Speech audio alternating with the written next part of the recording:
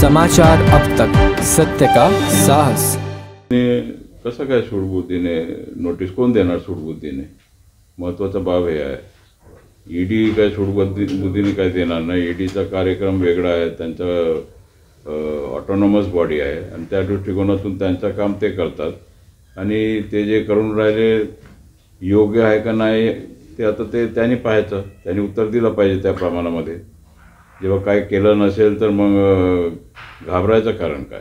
ते लोकांना घेऊन जायचं, ईडीवर प्रेशर करायचं आणि काहीतरी त्याच्यामधून सहानुभूती प्राप्त होते का, राजकीय दृष्टिकोनातून सहानुभूती प्राप्त होते का, हे पाहायचं काम ते करत आहेत.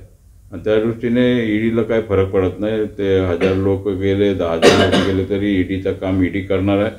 त्यांच्याकडे काय पुरावे असतील त्याकरता त्यांनी मला वाटतं दुसऱ्यांदा बोलवलं आहे त्यांना आणि त्या दृष्टिकोनातून जे काही कारवाई करतील ते योग्य न्यायाप्रमाणे कारवाई करतील. ते विरोधक असतील परंतु ते दादांचे नातेवाईक आहेत आणि असं काय आम्ही सूड भावनेतून घराघरामध्ये असं काही कारवाई असं होत नसते.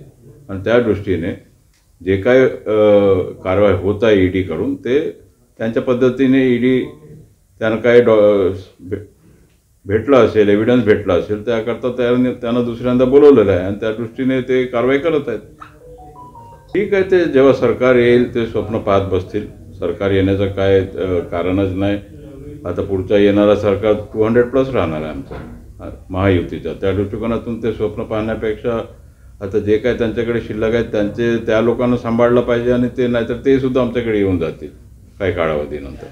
ते आले पाहिजे म्हणून नाही, ते लोक आता फ्लो आहे ना. आता इतका मोठा राम मंदिर झालेलं आहे, बांधण्यात आलेलं आहे आणि जे 500 वर्षामध्ये जे घडू शकला नाही ते मोदीजींनी बांधून दाखवलेलं आहे. एक प्रकारचा एक इतिहास झालेला आहे आणि त्या दृष्टीने पूर्ण देशामध्ये म्हणजे भामरागड लाहेरीपासून म्हणजे आमचं शेवटचं गाव महाराष्ट्राचा शेवट त्या आदिवासी गावापासून तर इथपर्यंत मुंबईपर्यंत आपण पाहतो की सगळीकडे हा